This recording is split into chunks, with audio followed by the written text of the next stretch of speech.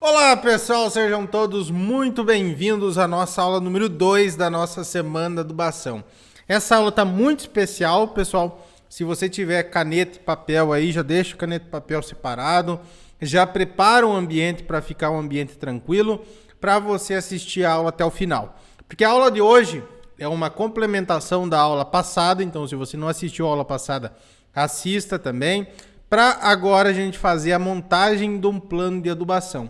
É extremamente importante a gente saber fazer um plano de adubação que seja efetivo e dê resultado para o produtor rural.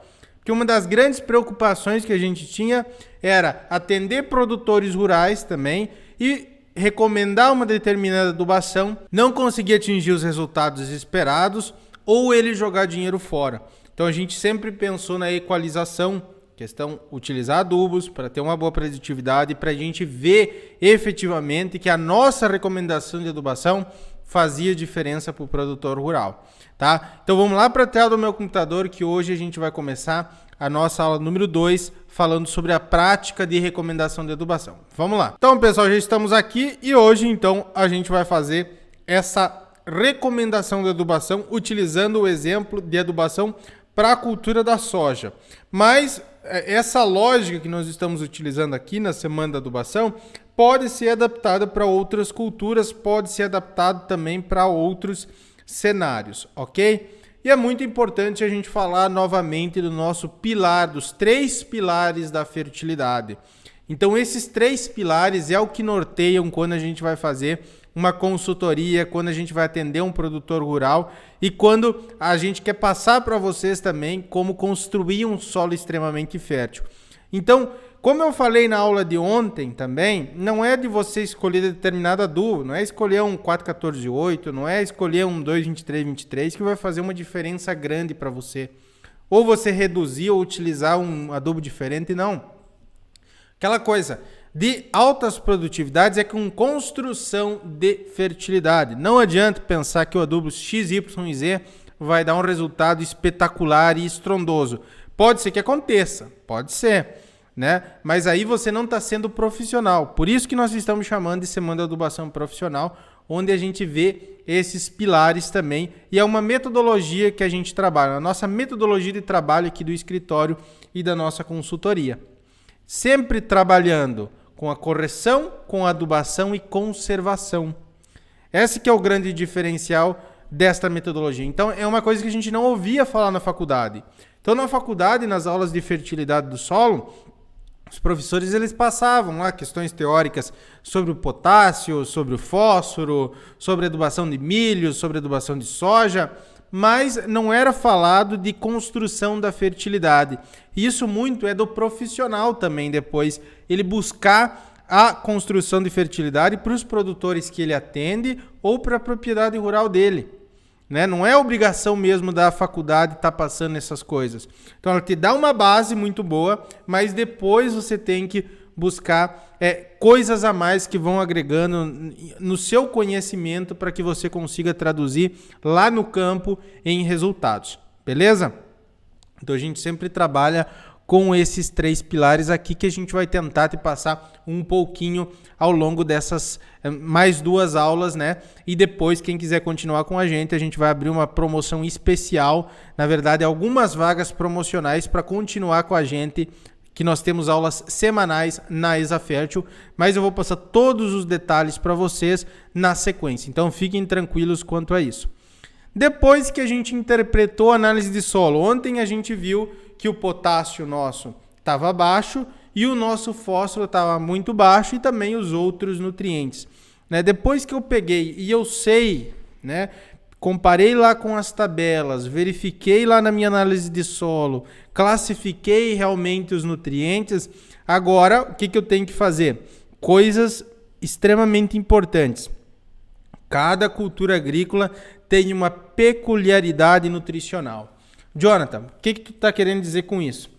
Quando você vai, por exemplo, alimentar um animal, um boi, uma vaca, uma galinha, cada uma delas tem uma necessidade nutricional um pouco diferenciada. Se é uma vaca de leite, tem uma necessidade nutricional. Se é um bovino de engorda, tem uma outra necessidade nutricional. A mesma coisa, ou de uma maneira até mais complexa, acontece aqui com as plantas. Eu utilizo o exemplo aqui do tomate e da uva. Então, o tomate e a uva, você tem que fazer adubações de cobertura. Jogar adubos minerais em cobertura ao longo do ciclo da cultura. Que existe uma inversão de necessidade. Então, essas culturas, por exemplo, chega até o momento do florescimento com uma necessidade maior de nitrogênio. Para o quê? Expansão foliar. Depois, quando passa o ciclo para o período reprodutivo, a necessidade troca. Em vez de mais nitrogênio, a gente precisa de mais potássio para a planta conseguir frutificar bem.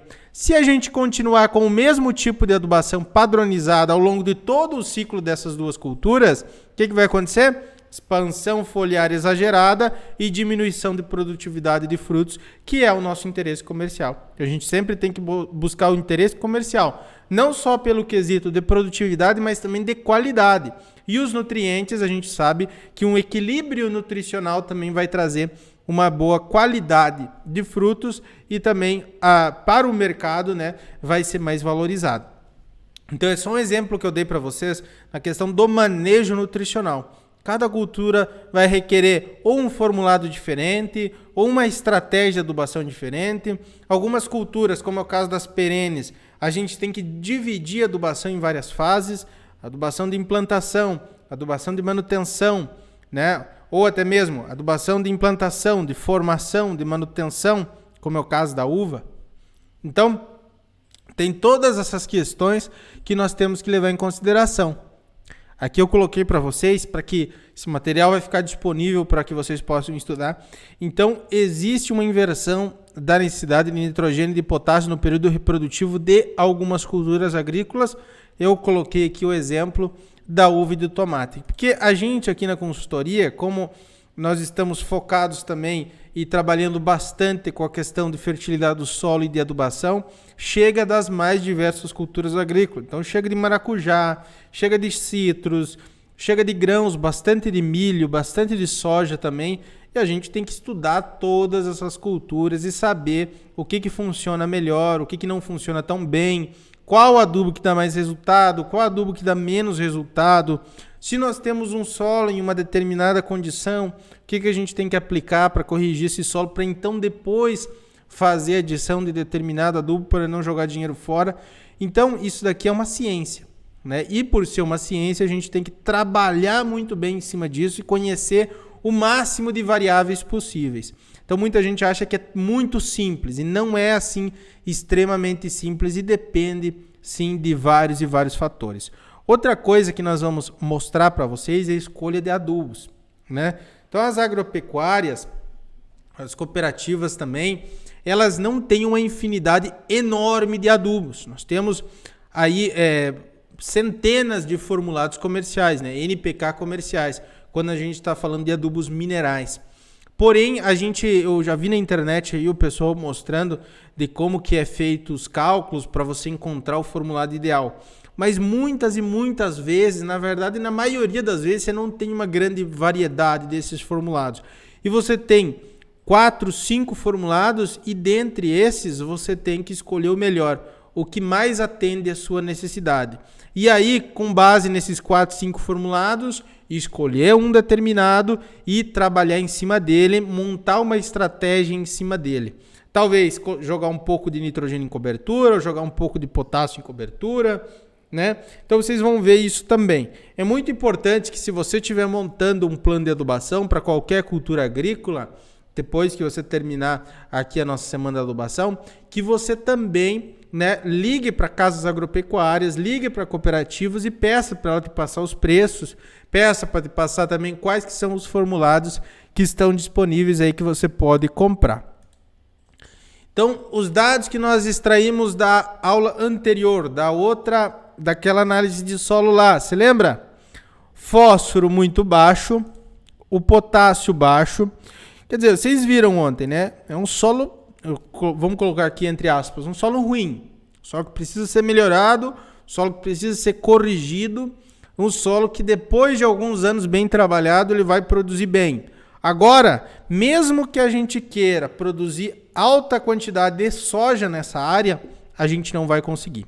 Jonathan, com o solo da análise da aula passada, a gente consegue chegar a 4.500 quilos de soja, 5.000 quilos até? Não consegue.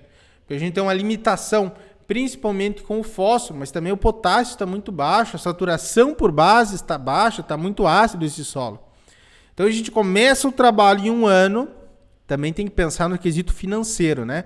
Se a gente consegue colocar todos os adubos ali e tudo mais. Hoje nós temos o exemplo do Plano Safra. Então o Plano Safra, por mais que o produtor diga não tem dinheiro agora, ele consegue ir num banco, Banco do Brasil, qualquer uma entidade financeira, e pegar dinheiro a juros bem reduzidos para conseguir implantar essa lavoura. Mas ele tem que ser assertivo. Porque imagina, você tem um solo ruim, você não faz uma boa adubação, você não consegue colher nada, você vai perder muito, perder o tempo, perder o equipamento, perder o semente, perder o produto. Então tem que tentar ser o mais assertivo possível.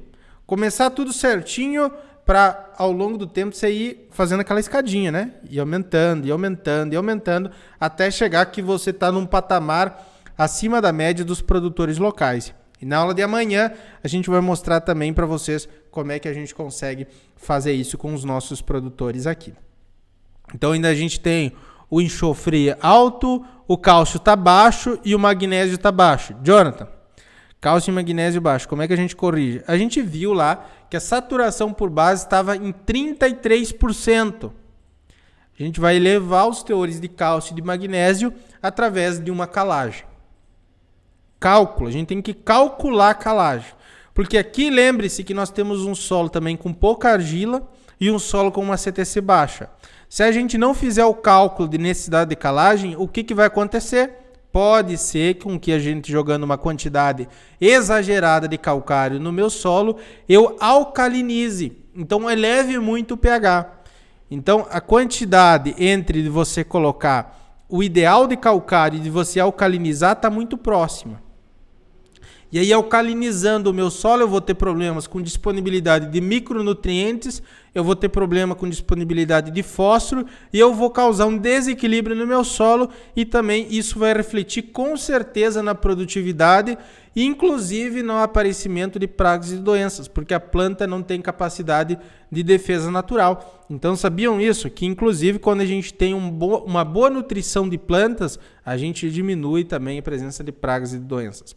Então nós vamos elevar o cálcio e também o magnésio através de uma calagem.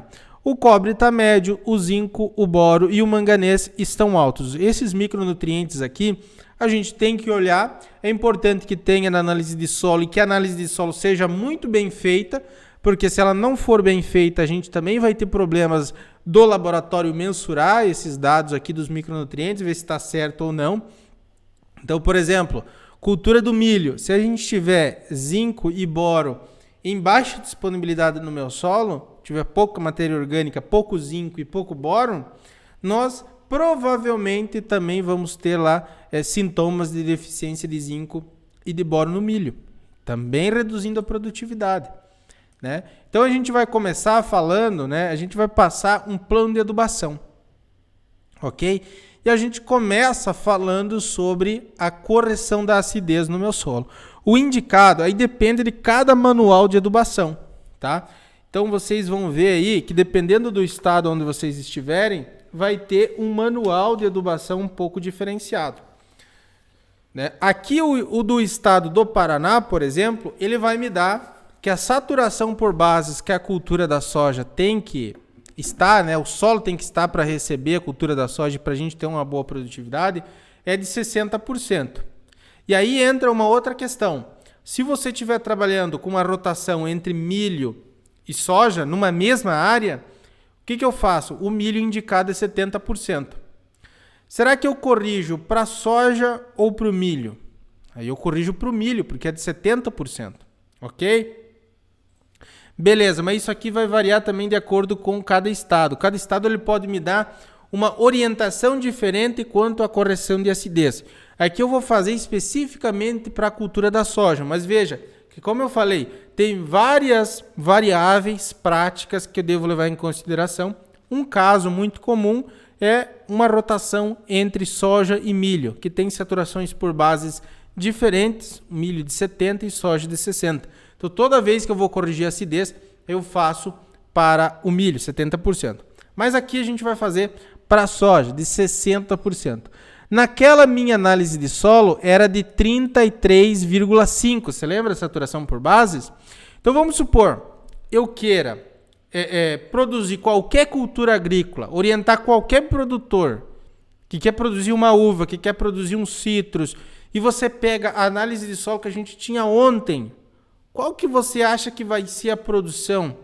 Ele colocando a semente, ele colocando ali adubo, ele colocando os produtos fitossanitários, mas com uma saturação de 33%, com muito alumínio, né, com pH muito baixo.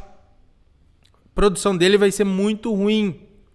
A planta não vai conseguir se desenvolver, vai ficar raquítica, vai ter uma falta de disponibilidade de vários nutrientes, então vai ser um problemão. Primeiro de tudo, a gente precisa trabalhar com a correção. Aqui a gente até vai simplificar bastante para vocês, mas existem vários detalhes. E a correção não é apenas de pH, mas também dos nutrientes, né? Do potássio, do fósforo e dos outros. Vamos lá então? Nós já temos esta realidade aqui. Então, pelo método de saturação por base, nós vamos utilizar este exemplo do método de saturação por base. Mas é importante que vocês saibam que existem vários outros métodos também de recomendação de calagem. Esse aqui é o mais utilizado para o nosso estado, tá? Mas vocês podem pegar outros manuais aí, até que vocês vão ver que existem outras orientações quanto à correção de acidez. Como é que funciona? Parece um cálculo um pouquinho complicado, mas não é, tá, pessoal? Não é. É a necessidade de calagem, aqui o NC, deixa eu ver onde é que tá, NC, em toneladas por hectare, que é igual a V2 menos V1 dividido por 100 vezes a CTC APH7. Também representada lá na análise de solo pelo T em maiúsculo. Então, como é que vai ficar? Né? Isso aqui considerando esta fórmula, considerando um calcário de PRNT 100. Quem não sabe o que é PRNT, é poder relativo de neutralização total. Tem a ver com o poder neutralizante que está relacionado com o tipo de produto que é o meu calcário e com a reatividade também, que é o tamanho de partícula. Então veja que existem vários detalhezinhos, inclusive do sistema de cultivo, e escolher um calcário com determinado PRNT. Então eu posso, o calcário não é apenas qualquer calcário, eu coloco aqui na fórmula de necessidade de calagem e ok. Existem vários calcários diferentes, com PRNTs diferentes também, tá? E também com sistemas de cultivo. Então tem sistema de plantio direto, cultivo mínimo, cultivo convencional. Cada um deles eu posso fazer uma interpretação e posso fazer uma recomendação um pouco diferenciada do calcário e vai fazer muita diferença. Vamos lá, mas explicando para vocês, para quem ainda não sabe. Aqui pelo método de saturação por bases, o V2 representa a saturação por bases desejada. Então, quanto que eu quero chegar? Aqui no nosso caso é de 60% para soja. Tem outras culturas que têm necessidade de saturação por bases diferentes. Então, necessidade de 70% é o caso do milho, de 80% é o caso do tomate, das folhosas de uma maneira geral. Necessidades menores do que isso, de 50%, como é o caso do milheto, de outras culturas mais rústicas. É importante estudar também cada cultura agrícola. O V1 aqui se refere à saturação por bases que eu tenho na minha análise, que é de 33,5%, e a CTC APH7, então, é de 4,2 centimol de carga por decímetro cúbico. Então, vamos lá. A necessidade de calagem, como é que vai ficar o cálculo? V2 menos V1, 60 menos 35, dividido por 100, vezes 4,2. Então, se você está com papel e caneta na mão aí, já anota 60 menos 33 dividido por 100 vezes 4,2, que é a nossa CTC APH7. Qual que é a necessidade de calagem em toneladas por hectare? 1 tonelada, 12, ou 1.120 quilos por hectare. Se eu tivesse uma CTC mais alta, eu teria que provavelmente nessa conta iria me dar uma quantidade maior de calcário a aplicar e eu iria demorar mais a voltar a aplicar calcário. Então veja que dependendo do tipo de solo que eu tenho também, a correção de acidez vai se dar de uma maneira um pouco diferenciada, né? Então tem toda essa questão do tipo de solo também. O tipo de solo também vai estar relacionado com a estratégia que eu vou estar adotando. Para esse solo que tenha uma CTC mais baixa, eu vou ter que montar um plano para ele, para que ao longo do tempo ele consiga aumentar a CTC, tá? Aumentar a CTC, para que depois eu consiga e monitorar também todos os anos com análise de solo, para aumentar o poder tampão no meu solo. Tá? O poder tampão se refere à capacidade do meu solo tem de resistir ao aumento de pH. Então, se eu tenho um poder tamponante alto, eu vou voltar a reaplicar calcário um pouco depois, né? Eu vou demorar mais para voltar a reaplicar calcário. Nesse nosso caso, deu 1 tonelada apenas, 1,1 toneladas. Mas aí que entra uma outra questão, que é a questão do meu calcário. Os calcários são os mais diversos possíveis. Tem o calcário calcítico, tem o magnesiano, tem o dolomítico. E mais importante, com a classificação do calcário, se tem mais ou se tem menos magnésio, é o PRNT. O PRNT, quanto mais elevado, podemos colocar de uma maneira mais rústica, de uma maneira menos técnica, quanto maior é o PRNT, mais rápido ele vai reagir no meu solo. Menor efeito residual. Nem sempre eu quero um calcário com PRNT mais elevado possível, porque o efeito residual pode ser interessante para alguns sistemas de cultivo e para algumas culturas agrícolas. Então a primeira coisa que eu pergunto para um produtor rural, quando ele me fala que ele comprou um calcário, não é se é calcítico, se é dolomítico. É qual que é o PRNT do teu calcário. A partir do PRNT a gente pode montar um plano e uma estratégia também de aplicação dele. Nesse cálculo especificamente foi feito com calcário de PRNT 100. Tá? Então existe o chamado fator de correção. Lá na minha cooperativa, lá na cerealista onde eu comprei o calcário, o cara me disse lá, ó Jonathan, tem calcário só 85, PRNT 85. Beleza, posso comprar. Tá? É um dolomítico 85% de PRNT. Aí a gente fez esse cálculo de necessidade de calagem, a gente coloca no fator de correção. Como é que é isso, Jonathan? Que é 100 dividido pelo PRNT. Vamos utilizar exemplo, então, do calcário 85%, colocando nessa continha aqui. A gente vai colocar 100 dividido por 85, o fator de correção meu é 1,17. Agora a gente coloca lá a necessidade de calagem em toneladas por hectare é igual a 1,12, o que deu na nossa fórmula, vezes 1,17. A quantidade que eu tenho que aplicar do meu calcário com PRNT de 85% é de 1 tonelada,3, ou de 1.300 quilos por hectare. Beleza. Jonathan, e se eu aplicasse 3 toneladas sem fazer esse cálculo? Aí você ia provavelmente alcalinizar o teu solo e causar um problema de disponibilidade de fósforo, de disponibilidade de micronutrientes. Então não faça isso. Questão técnica, questão profissional, a gente tem que trabalhar muito bem com as diversas variáveis e com os produtos também. Conhecendo os produtos e conhecendo as variáveis, você consegue aí fazer uma fertilidade do solo incrível e atender muito bem os produtores que trabalham com você e ser muito bem reconhecido por causa disso. Né? E o produtor rural também que conhece isso, que sabe como fazer as contas, que conhece as variáveis, ele chega para qualquer pessoa que vai vender uma coisa para ele já pode questionar, ele pode escolher os adubos de uma maneira muito mais certeira, economizando adubos. Inclusive na aula que vem a gente vai falar sobre isso, de quanto que um produtor nosso perdeu aqui por, antes de ter chegado na consultoria, não ter feito um bom plano de adubação, não ter escolhido os adubos efetivos, os adubos que trariam resultado para ele.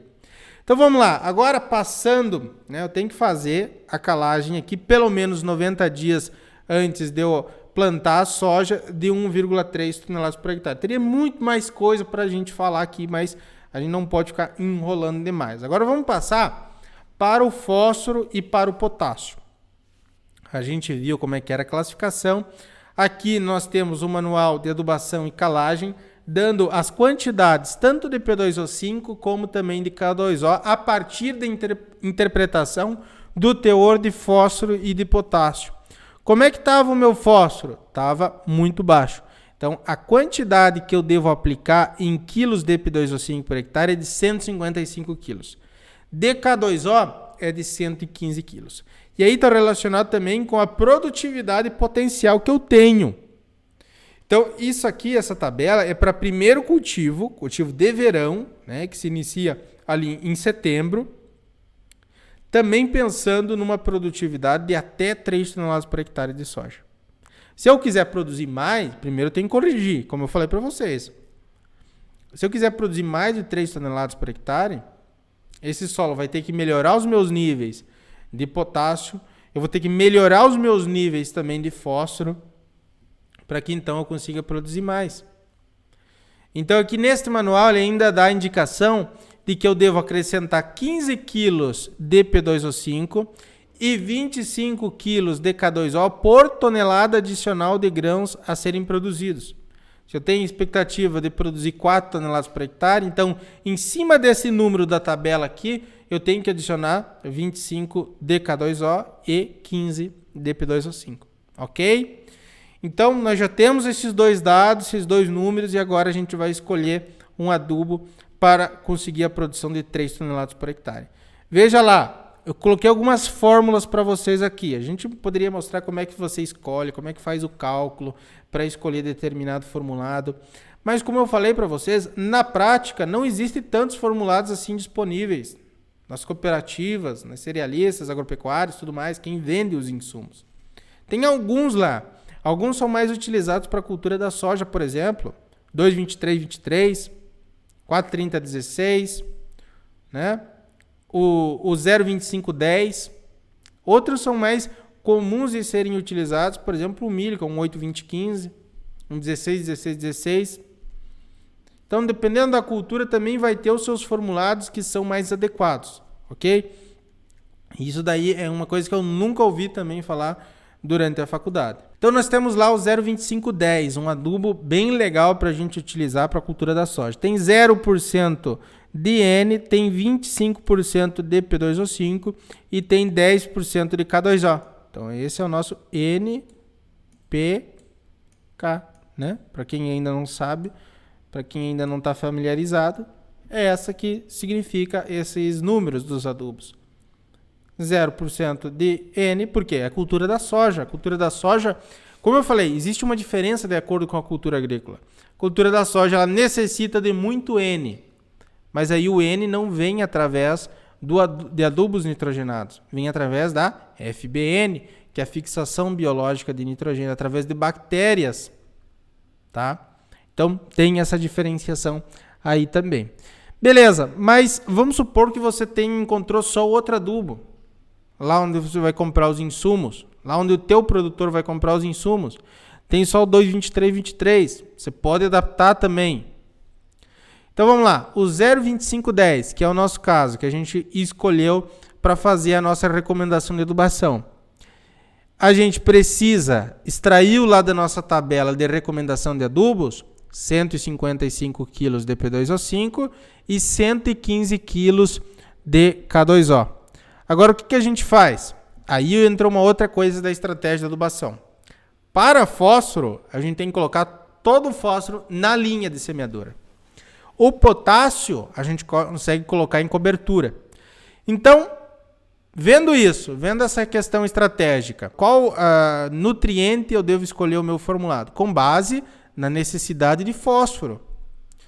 Então, a cada 100 kg do meu formulado 0,25,10, eu tenho 25 kg de P2O5.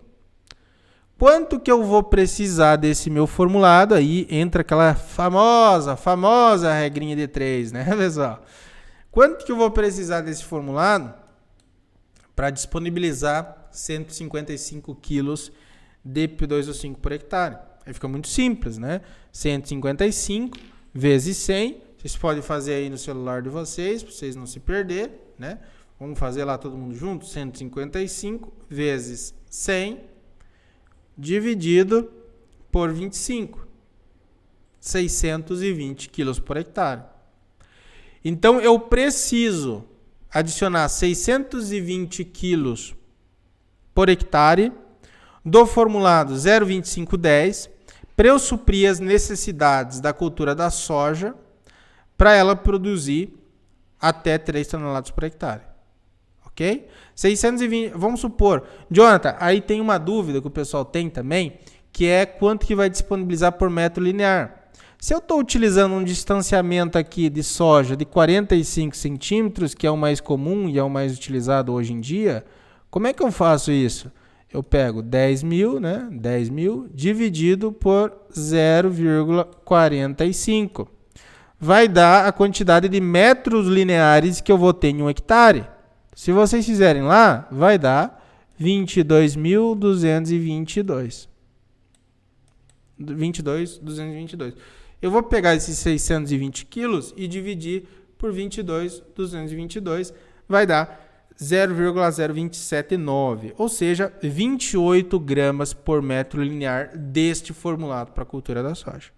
Veja que a gente pegou a nossa análise de solo, verificou como é que estava a questão dos nutrientes, como é que estava o fósforo, como é que estava o potássio, que são dois muito requeridos para a cultura da soja, escolheu o adubo, escolheu a quantidade, ou você passa essa quantidade para o produtor rural, vai lá regular para ele na hora de fazer o plantio, o equipamento, ou se você é produtor rural, você pode ter muito mais independência também na escolha dos adubos, dos fertilizantes e tudo mais.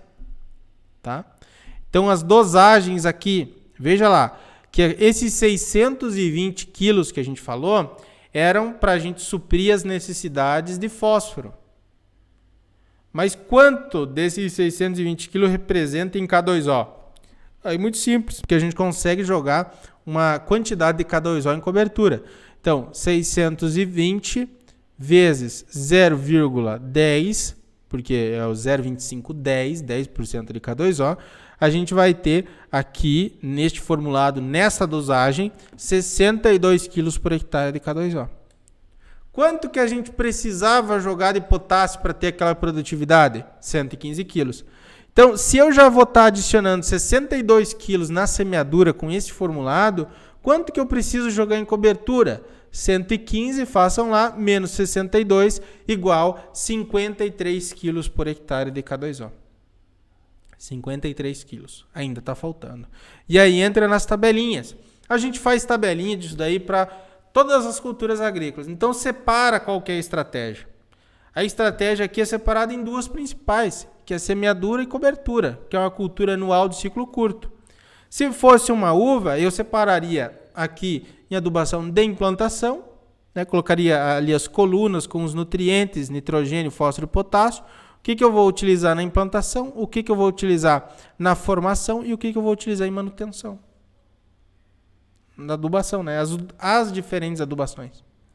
Então, nesse nosso caso aqui, eu vou estar adicionando 0 de N, porque o N vai vir através todo da fixação biológica. O fósforo, eu vou estar adicionando com 620 quilos desse formulado, 155 quilos de P2O5, então, a quantidade total. De potássio, eu vou estar adicionando com adubo de semeadura 62 quilos, tá? E em cobertura, eu vou estar adicionando 53 quilos de potássio. Aqui eu não adiciono nada de fósforo em cobertura, né? Justamente pelas características próprias do fósforo, que não vale a pena a gente ficar discutindo aqui, mas o fósforo não deve ser feito em cobertura. Qual adubo que a gente vai utilizar então? O mais comum e a fonte mais barata de potássio é o cloreto de potássio. É a fonte mais barata, entre aspas, o cloreto de potássio aumentou bastante. A gente pegou nos últimos dias aqui um orçamento de um produtor rural e o saco do cloreto de potássio estava R$ 133. Então aumentou bastante. A gente tem que ser racional. Não pode jogar X bolsas lá e esperar que isso seja eficiente. A gente precisa efetivamente saber quanto que o meu solo está precisando também com parâmetro na expectativa de produção que eu tenho para aquela minha área. Então vamos lá. Cloreto de potássio tem 60% de, o que é? K2O. E a gente precisa adicionar 53 quilos por hectare. Então é muito simples. Pode ser feito regra de 3. A gente já que faz mais rapidamente, já coloca lá 53 dividido por 0,6. Nós vamos precisar de 88,33 quilos por hectare de cloreto de potássio. Essa que é a minha dosagem. Em cobertura. Quando que eu posso fazer essa aplicação de cloreto de potássio em cobertura? A aplicação para a cultura da soja especificamente, eu posso fazer tanto em pré-semeadura, tá? Inclusive antes de eu plantar ali eu consigo jogar o cloreto de potássio até V4 para a cultura da soja. Até V4.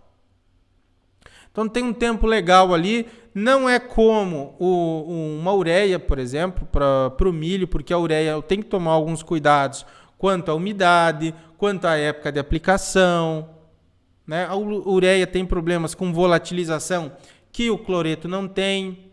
O cloreto tem um problema com salinidade, isso é verdade. Se a gente jogar muito cloreto de potássio, pode salinizar o meu solo. Então nós temos que tomar um cuidado quanto a isso. Se eu tiver uma dosagem muito elevada de cloreto de potássio, aí eu posso até mesmo estar parcelando. Aí a estratégia varia de acordo com a propriedade, né? Mas veja que o cloreto é mais fácil de você trabalhar que o próprio nitrogênio. E agora os micronutrientes. O que a gente precisa? Para a cultura da soja, já saiu várias pesquisas indicando, e a gente verifica também que dá muito resultado e que é eficiente, o cobalto e o molibdênio, que pode ser feito tanto no tratamento de sementes ou aplicação via foliar em 2 aplicações entre V4 e V8. Então, se está fazendo um herbicida, se está fazendo a utilização de um outro produto, já aproveita também. Existem adubos foliares excelentes à base de cobalto e de molibdênio foliar para ser aplicado para a cultura da soja e que se tem resultados positivos quanto à sua aplicação. Pode ser feito também esses 2 micronutrientes no tratamento de sementes. Mas aí, muitas vezes, né, o pessoal não gosta tanto de aplicar cobalto e molibdênio no tratamento de sementes, porque já tem que aplicar ali outros produtos e acaba tendo muitos produtos e não fica tão legal assim, né? Pode ter um problema ali com a germinação, questão do estabelecimento da cultura. Então, por isso que o cobalto e molibdênio é muito utilizado como aplicação via foliar para a cultura da soja. Então, basicamente, a gente tem este plano. Um plano com o adubo 0,2510, na dosagem 620 kg por hectare, para eu adicionar 155 kg de P2O5 por hectare, né? E adicionar aqui 62 kg de K2O na semeadura e depois utilizar o cloreto de potássio em cobertura, que vai desde a pré-semeadura até V4, na dosagem de 88 kg por hectare de cloreto de potássio. Ok, pessoal? Então, essa já é a montagem de um plano de adubação, um exemplo de um plano de adubação. Veja que tem que ser tomado alguns cuidados. Varia de acordo com a cultura, varia de acordo com o solo e varia de acordo com a condição. Então, por isso que a gente tem que estar sempre baseado nesses 3 pilares: da correção, da adubação e da conservação, né? Inclusive, esse potássio, se eu não trabalhar bem ele pode se perder através do quê? Lixiviação, através da erosão, através das saídas que eu tenho do meu sistema. Se eu trabalhar muito bem a fertilidade com esses 3 pilares, eu consigo fazer com que esse potássio, por exemplo, seja reciclado. Então, eu utilize ele esse ano para a cultura da soja, produza soja, uma parte desse potássio vai voltar para a palhada, vai voltar para o meu solo, né? No outro ano eu consigo utilizar ele novamente e a dosagem que eu vou estar adicionando de potássio vai ser menor e eu vou gastar menos para manter a produtividade. Então, esse que é o ponto fundamental quando a gente está falando de uma adubação profissional, tá? E aí que entra no que a gente vai falar na aula de amanhã. A aula de amanhã vocês não podem perder, porque a gente vai mostrar para vocês alguns casos de qual que é o potencial que o produtor pode ter, do engenheiro agrônomo também na orientação para os produtores rurais, de economia de adubos, de manutenção de fertilidade, né, de aumento de fertilidade também ao longo do tempo, para que ele consiga sempre produtividades acima da média dos outros. Isso é possível, mas isso é um trabalho ao longo do tempo e que requer técnica, porque isso também é ciência. E a gente tem que entender como é que funcionam os processos para que a ciência seja aplicada com efetividade. Beleza, pessoal? Amanhã, então, uma aula muito importante, você não pode perder, porque a gente vai falar sobre essa questão da nossa metodologia aqui, como que a gente trabalha na consultoria com o aumento da fertilidade do solo das mais diversas propriedades agrícolas. Também trabalhando com diferentes culturas agrícolas, né? Não só com a soja, com o milho, com o trigo, com a pastagem. Pastagem é muito importante. Hoje nós temos no Brasil 30 milhões de hectares de pastagens degradadas, 30 milhões de hectares de trabalho que pode ser feito, né? A gente faz um pedacinho apenas, mas tem muito mais para ser feito. Outras culturas, como as folhosas, HF, né? E outras, enfim. Amanhã, então, a gente tem um encontro marcado para falar de como que nós podemos conseguir uma produtividade e uma fertilidade também acima da média. Até lá e tchau, tchau!